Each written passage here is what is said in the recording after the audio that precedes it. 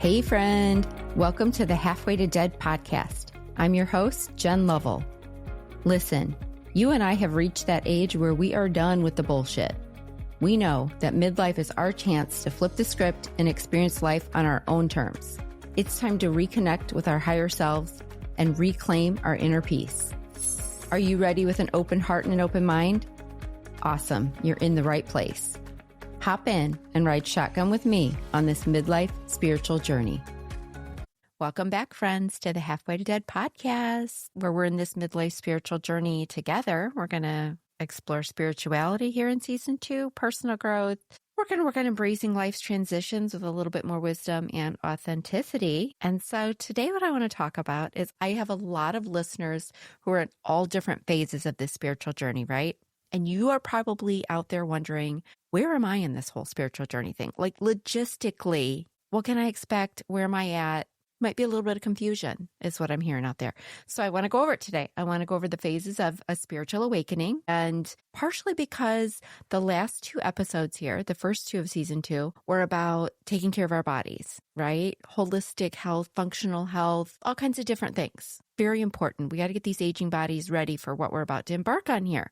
And now I feel like we're going to get our shit together with that, and we're going to really move forward big time this year on our spiritual journey.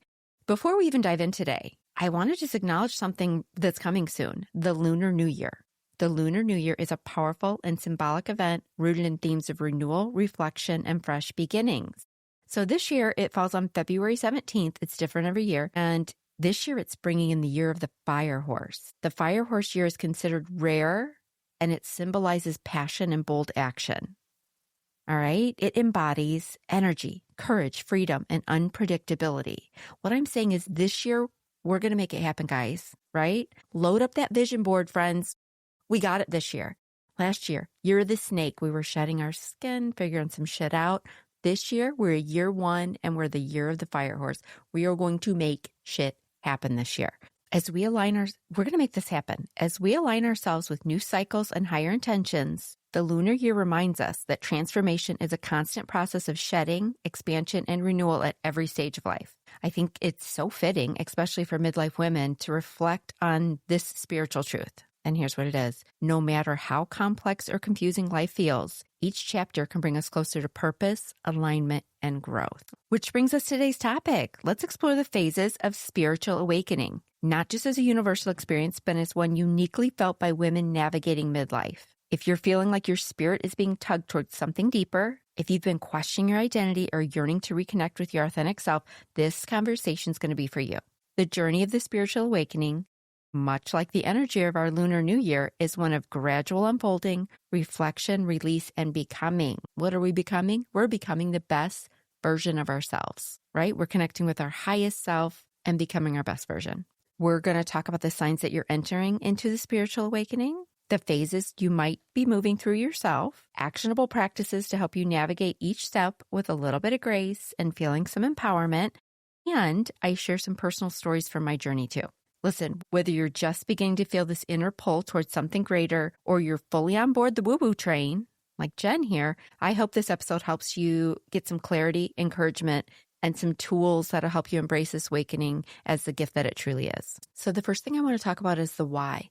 Why are we even pulled into these spiritual journeys, right? And for reference, I also want to say that it has come through to me recently that we are not all meant to do this spiritual journey thing, right? There are many of us here in this human space right now on Earth during this timeline with a purpose. Everyone has a purpose, but not everyone is here to do the work and ascend and make a difference in this timeline, right? Everyone's important. Everyone has their role, but some of us feel the pull to do more. Yes. And if you're with me and you want to accept that calling, here's some of the process you're going to go through. Why? Why are we doing this? Especially during midlife, because this is very common during midlife. Spiritual awakenings during midlife often coincides with a period of questioning, transformation, and reevaluation of like your entire life and identity. You know what I'm talking about. Not a midlife crisis, you guys, but it is really an awesome time for spiritual growth because you're typically facing significant existential questions, emotional shifts, and just plain life disruptions, right? So let's go through a few examples or reasons of why your spiritual awakening might be occurring for you right now. And technically this is phase 1 because this is what you kind of, and listen, these phases are kind of Jen's version. You can Google this shit online and sometimes there's 3 phases, 7 phases, 14 phases. Everyone's got their own theory depending on, what religion it came from or what theory, what type of thought process. This is Jen's, okay? This is how I feel about it. So I'm going to call phase 1 here the trigger or the call to the awakening phase. And what are some reasons that this might happen to us? 1, sometimes we just start questioning our purpose and the meaning of life. You start reflecting on your achievements, your personal values, and whether your life choices have aligned with what truly satisfies your inner self, right? So an example, maybe someone's working in a high-powered corporate job and they're feeling all of a sudden unfulfilled. There's a disconnect between their material success and their soul's deeper yearning, right? You're thinking what have I really accomplished? Is this all there is to life? You just really start questioning all your indoctrinated beliefs even. Right? The religion you were raised in, all of that. You just start questioning everything. Does that sound right to me? I don't know if that sounds right to me anymore. A lot of time in midlife, we actually realize that external sources of validation like money, career, possessions, accolades, they aren't satisfying anymore. It's just not enough anymore, right? You may have a seemingly perfect life. You've got a stable marriage. You're making the money. Bills are getting paid perfectly fine. You got a big old house. Your kids are all doing amazing things, whatever. But you still feel empty. You still feel discontent. Something's freaking missing. Do you feel that? That happens a lot in midlife, and that's part of this phase 1. You might also have a major life event. It could be a divorce. You may have lost a significant loved one. You may have health challenges. All of a sudden we're getting these bodies, right? All of a sudden we're getting diagnosed with things that really, we didn't have it on our bingo card, right? And also just our role as caregiver for our children, we're empty nesting. It's over. They don't need us as much. And we're shit, you're starting to second guess what your meaning is, why you're even fucking here, right? We also start struggling, like I just said, with these damn bodies. We also start really struggling with our mortality. Right? We start to confront our age and our own mortality. We start getting the damn AARP letters in the mail. I don't know. I'm getting all kinds of crazy shit in the mail. And I'm thinking what? Am I that age? I don't love this. And you start confronting as the generation above us starts to pass away, it starts to hit you. We're the next ones. We are the next group to start filling the funeral homes. I know it's morbid, you guys, but it's true. And these are the things we start thinking about. Right? Somewhere here in midlife, we start wanting to have a greater connection to life. Right? We start feeling that pull from a higher power. We start spending more time in nature. We start feeling that connection. We start feeling that little spark of God inside of our own bodies. And we're like, what is this? What is this I'm feeling? I want to kind of check this out. And you also really start to realize that we need some fucking peace in our lives. We've got to get back to our inner peace. Things are too chaotic. We don't like it anymore. We're burnt out. We don't give 2 shits anymore. Right? In midlife, we need some peace and we need it now. And a lot of time, all of these things lead us into phase 1 of a spiritual awakening. It's a natural response to some pretty significant transitions, realizations, and disruptions that occur during this little phase of life we're in. Okay? It's spurred by dissatisfaction, major life changes, questioning everything, questioning your purpose, all the things. And by listening to these signals, we're gonna start to embark on a journey of self-discovery, healing, and transformation. Okay, so bottom line, phase 1, the trigger, the call to awakening. What are my tips for when you're in this phase? Because you're gonna be feeling kind of shitty a little bit, right? You're thinking, well, I need more. You may have just lost, like I said, lost a loved one, gone through a divorce. You're not going to be in your best place, right? So what I'm going to recommend you do in this phase is just don't fight it. Just chill out and roll with it. You're heading somewhere great. So just open your mind, become more curious, right? You can be cautious. If you're feeling uncomfortable, keep moving forward and do it cautiously. Say, hey, I'm willing to move forward with this. I'm willing to see where this is going to take me. And don't fight it and don't take it too serious. All right, you don't have to change everything in your life to get going on the spiritual journey. Will things change? Probably, but don't worry about that now. Phase 1 is just about feeling the calling, feeling a little bit of a push, feeling like there's something greater out there, like you don't have it all figured out.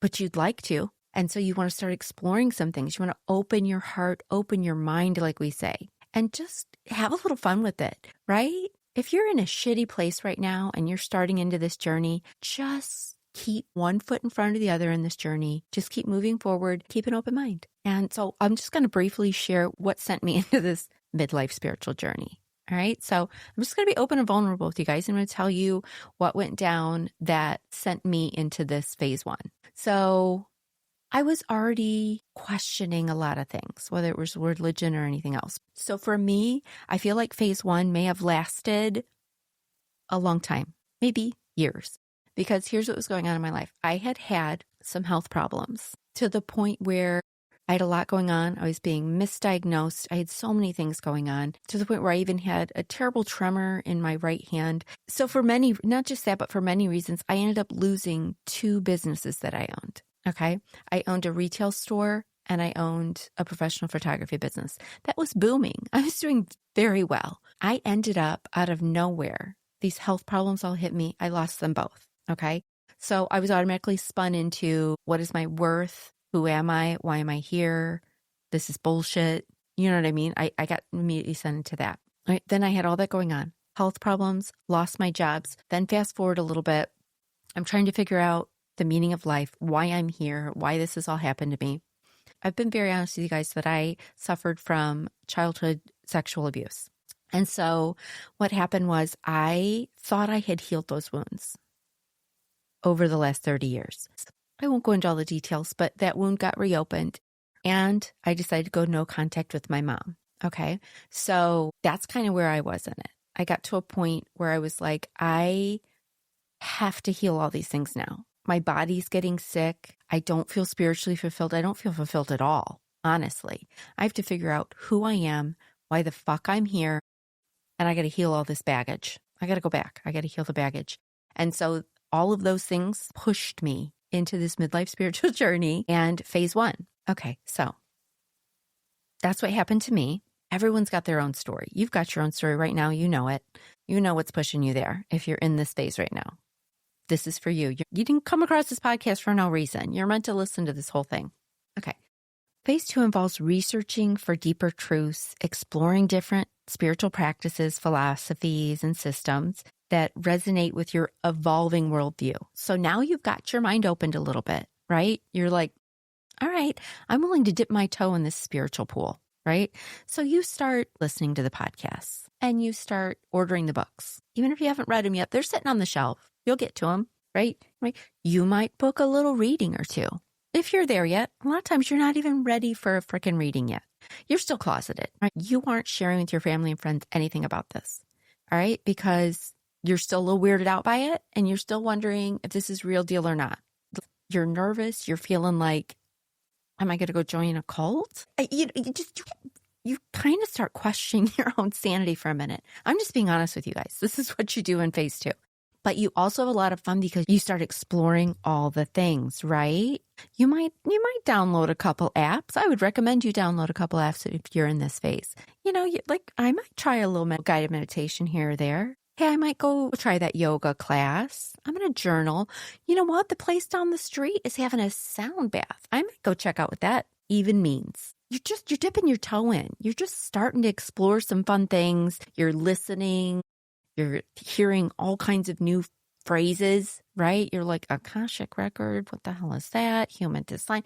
You're just hearing catchphrases and you're wondering what it is. And it's kind of a very fun, exciting phase. Sometimes I wish I could go back to that when everything was just so fresh and new. This is also a time when you start thinking about learning about other religions than the one you were brought up in. You're just opening your mind. This isn't saying you're ditching your religion yet. You're not there. You're not ready for all that yet. But you can learn more about other religions. You can learn more about what other people are doing. That's what this phase is all about. You're just experimenting, right? You're exploring. You're figuring out what feels right and what feels wrong to you. You're just learning what your intuition even is and how to trust it.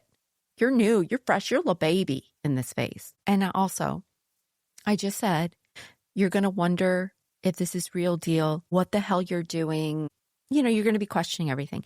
So this is a really good time to start asking for signs, right? And we're not talking about just, oh, I want to see some 1111s. I'd, send a red cardinal to my windowsill. You can do that. Like, those are great ones too.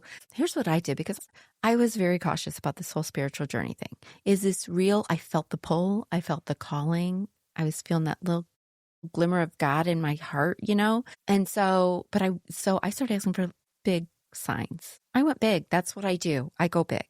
All right. I don't want to find a penny on my sidewalk. No, I asked for big things. So this is a great time to ask for. Here's what I did. I won't go into the whole big full stories. I think I've talked a little bit on other episodes, but number one, I asked for a tree to go down. And one day, out of nowhere, it happened to be Lionsgate, but out of nowhere, I look outside. It's sunny as can be. No wind, no storm in sight, nothing. I look out. There is a tree bent. I live by a river. A tree bent, horizontal, parallel with the river. I'm talking like inches from falling into the river. It's still alive. The leaves are alive. They changed colors through the next season. I asked for it. It happened, right? I won't go into all the details because, Jen can talk forever. But I asked for other big signs too. Yes, I got little signs. I got little signs like I saw a lot of sequential numbering. I would get in my car, like on my dad's birthday that year, and a song that really was special to my dad and I would just randomly come on. Stuff like that. Of course, that all happened. Yes, I had cardinals hanging out. I would find the feathers, all the things. I had all those signs. But I would specifically ask for big stuff like the tree. And then I was on a vacation and I was really trying to get into the spiritual journey thing on this trip. I was in another country. I met an amazing spiritual woman who kind of guided me through that week. Anyway, I asked to find and swim with a spotted whale shark. Now, these are like 30, 40 feet long. We tried, we couldn't find it. Finally, there it is. I swam with that damn huge whale shark. I get back in the boat. I'm looking at the back end of the boat and I'm thinking, okay, that was amazing. I'm giving gratitude. I'm giving thanks. I'm in prayer meditation a little bit again. And I'm saying, you know what? Could I get just one more? Like, I really want to know that this spiritual journey is kickstarting and I'm in it to win it. Can I get some dolphins? And I was thinking just maybe, because we hadn't seen a lot of dolphins, but I was thinking, oh, maybe just like a mom and her babies jumping off on the horizon, whatever. I kind of get my eyes closed. All of a sudden, the boat guy is like, dolphins. I open my eyes. I kid you not. Our boat was surrounded by hundreds of dolphins, off in the distance, right in the front, swimming literally 6 inches next to me on the side of the boat. Everywhere. They were everywhere. There was like no denying this at all. There was other people on the boat. Even the guy who driving the boat's like, I have never seen this many dolphins all at once. And everyone's looking around like, oh my gosh. And they're all doing videos and that. I'm sitting, meanwhile, at the front of the boat. I go to the front of the boat. I have my sunglasses on. I feel little tears coming down the sides of my eyes. Okay, because this has huge meaning. They're all just having a fun vacation. This has deep meaning for me, right? I know, I'm in it to win it. God is present. We're doing this. My whole spirit team, we're doing this, right? This was a big sign for me. And I just was thinking like, you're welcome to everybody on that damn boat. Because, again, I'm only in like phase 2 at this point. So the ego's there. And I'm thinking, you're welcome, everybody. Anyway, I asked for big signs and I got them. So feel free in this phase to start asking God, whether it's in meditation or prayer or whatever, to start sending some signs. Your spirit team is there, ready and waiting. They're like chomping at the bit to connect with you at this point. They're like, oh, thank God she's doing it. She's going to do this thing. We're excited. They're excited and they're waiting for you. So get on it, right? Start asking for some signs. At some point in phase 2, you're going to hit this spot. And this is what's going to lead you into phase 3. And like I said, sometimes they go back and forth. But here's when you're going to know you're into phase 3. You're going to get to the point where you realize you can't change others, only yourself, right? You're going to have listened to enough podcasts, read enough books, kind of dipped your toe in enough that you're going to realize that if change is going to be made, it's going to have to be done by you. And it's going to be time to look in the fucking mirror. And this is going to suck. Not going to lie, this phase can be painful, right? It involves confronting inner wounds, fears, and conditioned behaviors. It's a necessary process. I wish we could skip it, but we cannot. Some people try and skip this one. No, it won't work. You will make no progress at all. So it is a necessary process of releasing attachments to your old patterns that no longer serve you. some signs that you know you're in this phase, right? Not only do you know enough to know you've got to start doing some work on yourself, but you start feeling confused, sad, empty, like your previous identity no longer fits. You start feeling like you need to release unhealthy relationships, habits, material things. This might be the phase where you start tackling that addiction. And by addiction, I mean, that could be alcohol, drugs, but it could also be food, your anger and aggression. There's a lot of vices we have, right? And a lot of really bad habits that you're going to have to address them. You're going to have to go all the way back to your childhood, you guys. You're going to have to start digging up the shit that is making your body sick and is taking up too much space in your human little mind and body. Because if we do not release those things and get rid of them and work through them, we have zero space for all of the love and light that we're about to bring in. Okay? So my tips during this phase, give yourself some grace. Okay? This is not going to be pretty. It's going to suck, but you will come out the other side, I promise. And you're also intermingling this with a phase 2. So you're still dipping your toe in and doing fun spiritual things at the same time, right?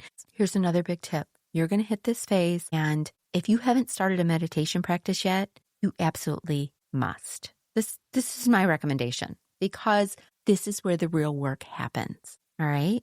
You're also going to want to do therapy. This is where the therapy comes in.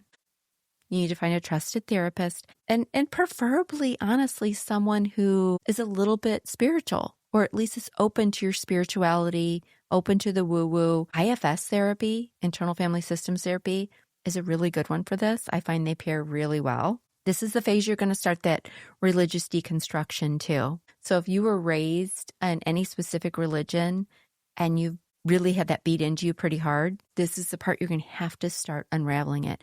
You're going to have to take all those beliefs. You don't have to throw the baby out with the bathwater yet. You might eventually. But right now, all you need to do is open your mind and say, what resonates with me and what doesn't? Here's an example. Maybe you were brought up to believe that all gay people will roast in the bowels of hell, and and God doesn't love them, and they're sinning day to day and all of that. Listen, I was raised that way. But now maybe you've lived enough life and met enough people to know that doesn't seem valid to you. You've met enough people in the gay community to know they're amazing, and they're, quite frankly, many of them much more quality than the religious people you've met. You're starting to piece some things together. That's just one example. But in general, you're going to start learning, I don't feel like I was born with sin. I feel like I was born perfectly. What is this all about, right? You're going to start questioning things, and you're going to start deconstructing all of the things you were indoctrinated into from childhood. Okay, this sounds fun. I'm making phase 3 sound just like a fucking party. Right? Oh God. I'm going to recommend one other thing. Don't make any big decisions during phase 3. Give it a minute. Do the work. Do the fucking work, right? This isn't the time to roll up on your partner and be like, get out. This isn't the time to go put your 2-week notice in with no backup plan. This is not the time. You don't have the clarity yet. You're going to need to slow your roll on big decisions for a minute. That's my recommendation, because you're doing the work. The work is not done. Okay. So let's hold off on the big decisions. And this is one of those moments you're going to spend a lot of time in hibernation mode, a lot of alone time. You know why? People are going to piss you off more. They just are, because you're going to be doing the work on yourself, and you're going to look around at people who are not doing the work on themselves, and you're going to be like, fuck off. You're figuring out your own authenticity, and you are not going to want to be around a lot of other people. So this is time for that unapologetic laziness, right? Feel free to spend a lot of time on that. Really, honestly, because when you're doing the work, you're still in survival mode, 100%. So survive. Do whatever you got to do to survive. Also, if one of the things you got to work on is an addiction, work on the addiction. Work on the issues that led to that addiction and work through it. But you don't have to do 10 things at once, okay? One at a time, one at a time, one at a time. And for me, during this phase, I had to do a lot of I already told you guys some wounds had broken open in phase 1, right? So I had to go back all the way to my childhood and really dig in. I had to dig in. I had to reframe a lot of stuff. I had to come to terms with a lot of things. Yeah, a lot of work involved. And also not just blaming others for childhood trauma. You're going to have to look in the mirror, and you're going to have to say, what all in my life that has gone wrong was my fault? Where have I messed up? What could I do better? Right? And then you're going to confront your own self and reframe it, and you're going to forgive yourself. Okay, this is all part of phase 3, just so you know, can go on a very long time. And that's why I'm saying it kind of intermixes with phase 2, where you're exploring stuff. And then it also kind of mixes in with phase 4 and 5 and 6, all of them. Because every once in a while, you're going to need to come back to phase 3 and do the work. This is where the real magic happens, right? You can read all the self-help books you want. You can get readings. You can do Reiki. You can meditate, blah, blah, blah. But if you're not going to do this work, you will not make progress and you will not get to that point. Because what this is going to do is it's clearing out the shit. You're releasing it from your body and your mind so that you have room for the cool stuff coming in phase 4. All right, phase 4, let's do it. All right, we've done a lot of work and we're heading into phase 4. And this is a more stabilized phase. It's the time of expansion. You're integrating all the work and all the things you've learned so far. You're doing some self-discovery. You're expanding your mind even more. And it's a more stabilized phase where your inner growth begins to feel more balanced, right? You start integrating your spiritual insights into your daily life, right? And you're truly discovering your authentic self. You are now starting to figure out who you are and what you want. Do you have it all figured out? Hell no. Will you ever? Probably not. But you're really starting to hone in on it now. Here's some signs. You're starting to increase your self-awareness and acceptance of your strengths and weaknesses. You're starting to recognize synchronicities and trusting the flow of your life more. You're starting to feel a little bit of that inner peace. And you're starting to respond to challenges in your life calmly. You're feeling lighter, more connected to the oneness, right? You're starting to develop healthier relationships with yourself and with others. You're starting to say no more. You're starting to set the boundaries because, phase 3, you did some work, right? You got some therapy, you did some work, you read some books, you listened to some podcasts. Now you know what those fucking boundaries are and you're setting them. And no is a complete sentence, and hell yeah, you're doing that too, right? This is a phase where you start to fully feel the woo-woo. You're like, yeah, I'm not religious, I'm spiritual. This is the phase where you might be ready to start coming out of your spiritual closet, okay? You might start wearing that little crystal necklace. You might start talking to your friends about some of the things you're experiencing. You're going to start finding your tribe too. This is where you're going to start going out and about more. You're going to go to that sound bath and you're going to go get Reiki and you're going to go to maybe sign up for a little intuition class, whatever you need to do. You're going to start expanding and you're going to find your people. You're going to have that community in phase 4. And the most important thing, you're going to have a newfound sense of purpose or clarity about your life path moving forward. You can't see all the way down the path. None of us can. We're only shown a little bit of time, but you're starting to see it. You're starting to feel aligned. You're like, all right, I'm starting to get an idea of what I want to do. So some tips, get creative. Do things you had never thought of before, right? Start drawing or painting or playing an instrument or, playing pickleball.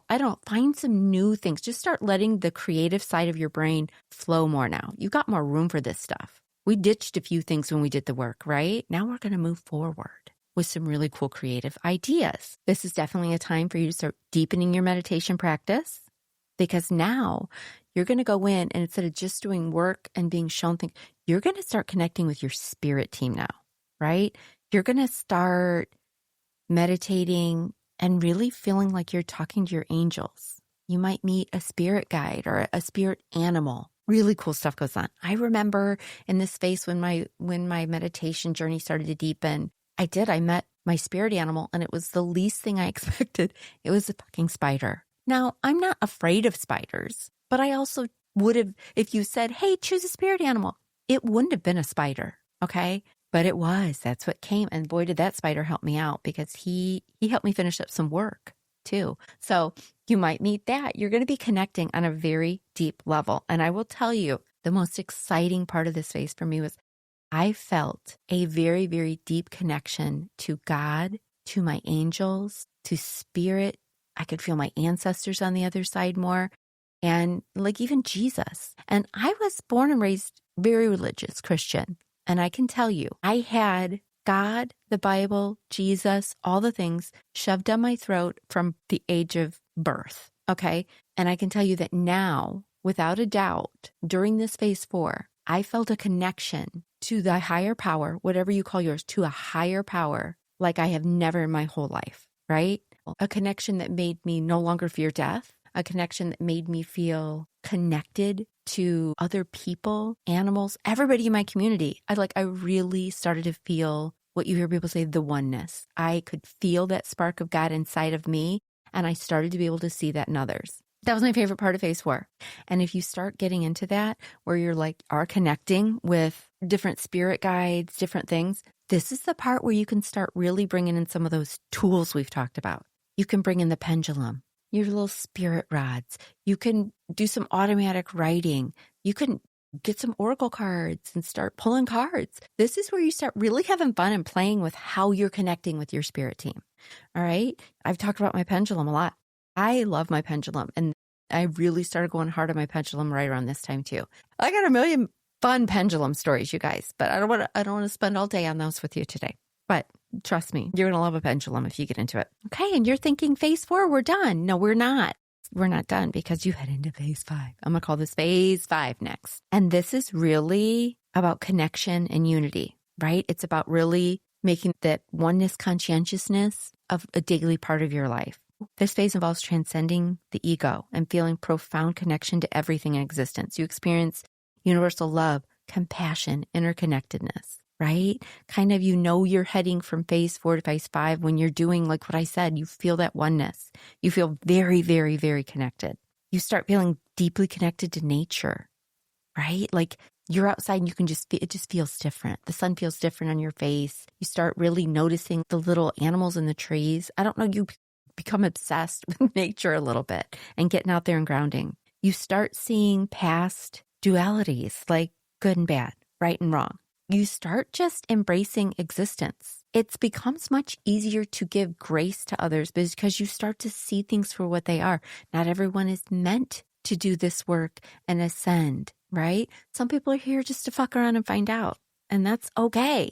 That's okay. Not everyone has to be on this path. And you start realizing that, and you start saying, oh, well, that's okay. They're not on a spiritual journey path like me, and that's okay. You don't worry about it.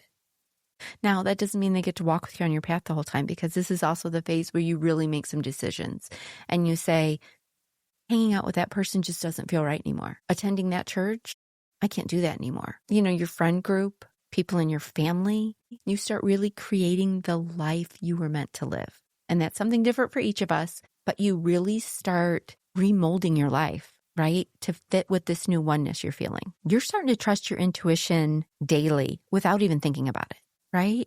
Your intuition, your gut tells you something's right or wrong. You just go with it. You start embracing that joy is a birthright and that peace is a priority. You become non-negotiable on these things. And anything that doesn't bring you peace and joy has to go. Here's where we start making the bigger decisions, if I'm being honest. Let's get to this point before we make huge, huge, huge decisions. With a disclaimer, if you are in a really bad situation, okay, abusive, different things like that comes way back at phase 1, right? So that's not what I'm talking about here. I'm talking about something's been brewing. You need to make a change. You need to leave the church you've been a part of your whole life. You need to leave a relationship. You need to change out some friends. You need to move to a different location to better your life.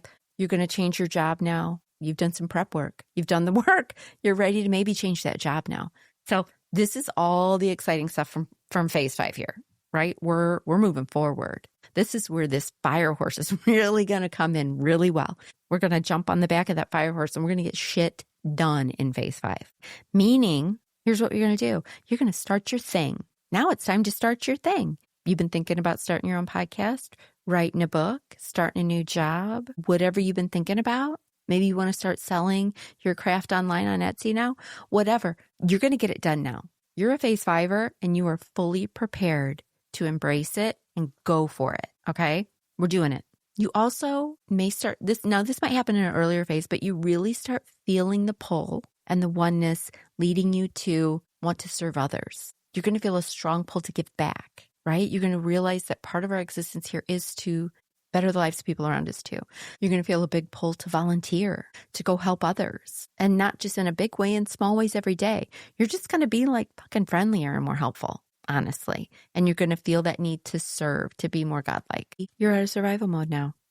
Okay? And you're actually going to feel the ripple effect that you've sent out to all of the people around you. This is where you really start noticing, hey, I've bettered myself. I'm starting to feel the vibe in every room I go into is getting higher when I get there. My friends and family, they're feeling it. I can tell they're feeling it. Like things are just overall getting better. You're manifesting shit and things are getting better. And you're going to start really noticing that ripple effect getting sent out from all the work you've fucking done.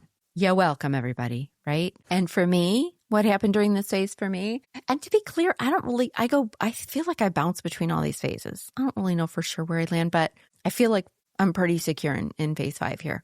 But what happened for me, I'll tell you, this podcast happened for me, right? I felt my calling to move forward on my path, and this podcast was part of it, along with other things that I'm doing. But yeah, get shit going, get creative, get extra creative now. Do the thing. You know what I'm talking about. You know what your thing is, and that's what you need to do. Do the thing. You can do this. Okay. And then there is a phase 6. All right. A lot of people tell you about, whatever their final phase is, phase 6, phase 7, whatever for them, is a transcendence and enlightenment. It's a full higher consciousness. Focuses on full embodying of a higher consciousness and living as a conduit for spiritual truths. Not everyone may reach this stage. It's very advanced. I'm not in it.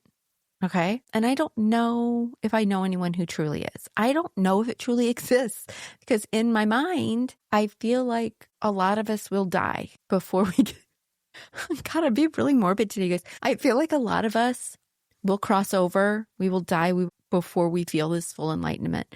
And that's partially part of the plan, right? Because we have multiple lives. This is my belief. You've probably done a lot of fucking work. If you've gotten to phase 5, you've done a lot of work. You've made a lot of progress. You are going to ascend and probably do more of the other work next time. Maybe next time you'll get to level 6, right? There have to be people that are living this right now. I don't know any of them personally, but there are. I'm thinking like, yeah, these Tibetan monks, I don't know. They exist. So I hear. But I don't want any of us to obsess about getting to level 6 in this lifetime. You might get there. You probably won't. All right. I don't think I'm going to, but I'm going to give you some signs in case you're like, Jen, I am in phase 6. Well, then you are probably experiencing pure presence and non-attachment to the material forms or results. You don't care about the material world, right? You're also losing the need for external validation or any societal pressures. You radiate calm energy and you inspire others simply by your presence. You have increased telepathy, intuition, and subtle energetic awareness. You're feeling free from suffering as you fully accepted the nature of existence. Here's where you're going to feel a heavy mission to teach and share your love and light. And again, I don't know. I haven't experienced this phase. I've got no stories for you on this one. But I want to say this. I'm not going to go deeply into it. I think I'm going to put it in the bonus content because I have thoughts. There are many, many people in the spiritual community that probably think they're a level 6 or higher. And what they're doing is what's called spiritual bypassing. And that's a really bad idea. And I would say if you're sitting there thinking that you are fully enlightened, fully a phase 6 or higher, there's a good chance your ass needs to go back to phase 3 because you did not do enough work. Okay. And I'm not going to, again, go deeply into spiritual bypassing right now, but it's basically skipping a lot of these steps and being Miss Love and Light with a bunch of crystals around your neck and you're just spouting off beautiful things, right? And you're so perfect. There's a good chance you skipped some phases. That's all I'm going to say. Go to the bonus content because I am going to talk about spiritual bypassing a little more in detail because I currently do know people that I think for a fact have done this or are doing it right now. And I don't know, maybe you're even listening. I don't know. But if you think that you're much higher than all of the phases I have just described, you may have bypassed and you might need to get your ass back and do a little more work. That's all I'm saying. All right, you guys. So just to wrap this whole thing up, I hope I didn't scare you guys. That was an intense 6 phases, huh? I don't mean to scare you because this whole thing is amazing. And the whole ride is incredibly fun. Okay. Once you open your mind and you really start going with it, so much fun. right? And so many interesting conversations and things to learn. So stick with me. We're going to have more guests on now coming up, and we are going to start diving into more tools and modalities and things to help you with your midlife spiritual journey. You got this. You can do it alone, but why? That's what Jen's for. And that's why Jen's going to bring you all these people that know all the things, much more than I do. And remember, everyone's spiritual journey is deeply personal and it is not linear, okay? All the phases we talked about are like a general framework. So you can understand the process a little bit and kind of think about where you're at and what you should be doing right now, logistically, because that's something that my brain does a lot. Like logistically, what should I do next? So if you're that type of person like I am, I hope this was helpful. I hope you can have a little idea of what's coming in the next phase for you, or acknowledge all the work you did from the past phases you were in. I don't know where you're at. We're all in different spots, but know that each phase serves a purpose in guiding you closer to self-realization and actualizing your spiritual essence. All right.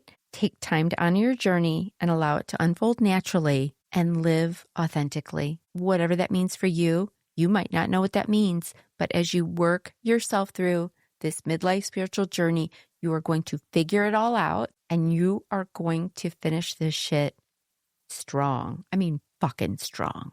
Are you with me? Okay. I'll see you guys next week. Listen to the bonus stuff because I'm gonna go on a little rant about spiritual bypassing.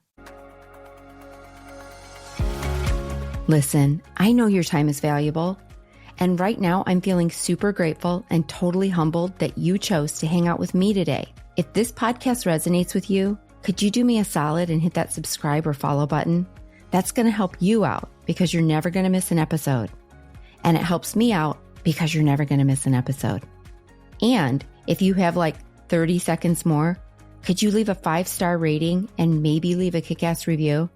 Thank you so much, and I can't wait to continue our journey on the next episode. Oh, and I can't forget the fine print. You know, the legal jargon. This podcast is presented solely for educational and entertainment purposes. We're just two friends on this journey together, and this podcast is not intended as a substitute for the advice of a physician, professional coach, psychotherapist, or any other qualified professional. You get it. See you next time.